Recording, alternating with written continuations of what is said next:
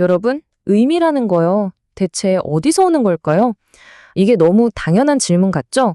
근데 사실 파고들면, 와, 이게 생각보다 훨씬 더 깊은 미스터리더라고요. 자, 이걸로 한번 시작해 볼까요? 얼마 전에 대학교를 나왔어요. 아주 간단한 문장이죠? 근데 여기에요, 완전히 다른 두 가지 뜻이 숨어 있어요. 진짜 수수께끼 같죠? 근데 진짜 놀라운 건 뭐냐면요.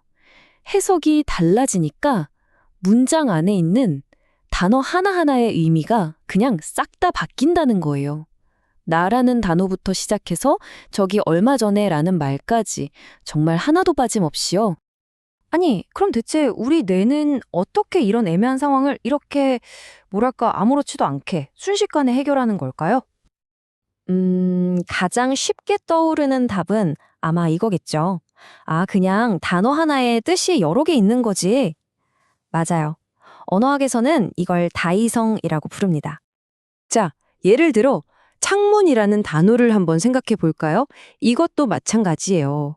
어떤 동사랑 같이 쓰느냐에 따라서 그 뜻이 확확 바뀌잖아요.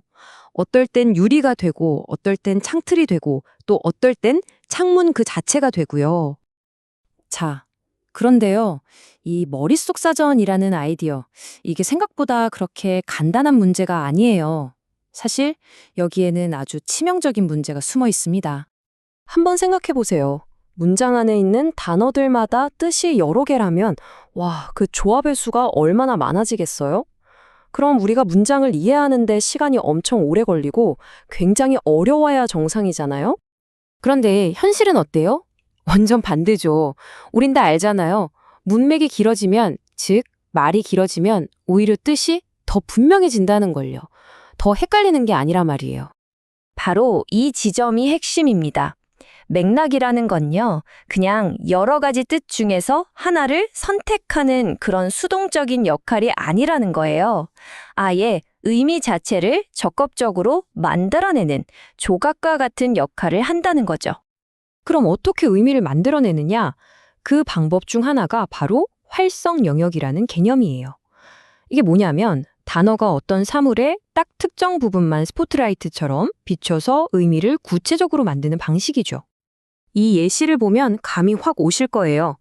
차를 세차한다고 말하면 우리 머릿속엔 자연스럽게 차의 바깥쪽이 떠오르죠. 반대로 차를 진공청소한다고 하면요. 당연히 차의 안쪽이 그려지고요. 굳이 차 외관, 차 내관 이렇게 사전에 단원을 따로 저장해 둘 필요가 전혀 없는 거예요. 의미를 만드는 또 하나의 비밀 병기가 있는데요. 바로 영역이라는 개념입니다. 이건 단어 하나가 우리 머릿속에 있는 거대한 지식 네트워크 전체를 마치 도미노처럼 한 번에 불러오는 거예요. 예를 들어 텔레비전이라는 단어 하나를 볼까요? 이게 어떤 맥락에 쓰이냐에 따라서 어떨 때는 과학기술 지식을, 또 어떨 때는 방송 산업에 대한 지식을, 심지어는 가전제품으로서의 지식을 확 불러오는 거죠. 완전히 다른 서랍을 여는 것과 같아요. 자, 그런데 이야기는 여기서 끝나지 않아요. 이건 단순히 지식 서랍을 여는 것보다 훨씬 더 깊은 차원으로 들어갑니다. 우리는요, 말 그대로 마음속에서 영화의 한 장면을 만들어내거든요. 언어학자들은 이걸 두고 상황 모델을 만든다고 좀 어렵게 말하는데요. 쉽게 말하면 그냥 머릿속으로 단편 영화 한 편을 찍는다고 생각하시면 돼요. 정말 똑같습니다. 보세요. 보았다는 그냥 똑같은 단어잖아요.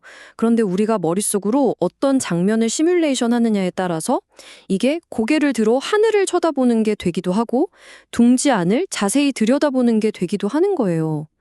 와, 진짜 신기하지 않아요? 아니, 대체 우리 뇌는 이 복잡한 걸 어떻게 다 해내는 걸까요? 그 힌트를요, 정말 생각지도 못한 곳에서 찾을 수 있습니다. 바로 단어의 소리 그 자체에서요. 한번 생각해 보세요. 우리가 듣는 단어 발음, 사실 사람마다 다르고 상황마다 미묘하게 다 다르잖아요. 근데 우린 그걸 기가 막히게 다 알아듣죠? 어쩌면 의미의 문제도 바로 이것과 같은 원리일 수 있다는 겁니다. 의문론에 정말 혁신적인 이론이 하나 있어요. 뭐냐면 우리 뇌가 어떤 단어의 완벽한 표준 발음 딱 하나를 저장하는 게 아니라는 거예요. 대신에 우리가 태어나서 그 단어를 들어본 모든 순간, 모든 경험을 거대한 기억의 구름처럼 통째로 저장한다는 거죠. 자, 그럼 이제 이 엄청난 아이디어를 의미의 세계로 한번 가져와 볼까요? 만약에 의미를 만드는 핵심이 바로 이 기억 그 자체라면 어떻게 될까요? 바로 여기서 우리는 정말 심오한 결론에 다다르게 됩니다. 단어의 의미라는 건요, 사전에 딱 고정된 정의 같은 게 아니에요.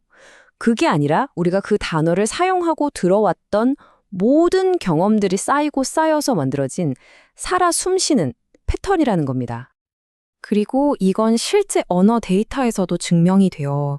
우리가 완전한 성공이라는 말보다 완전한 실패라는 말을 훨씬 더 자연스럽게 느끼잖아요?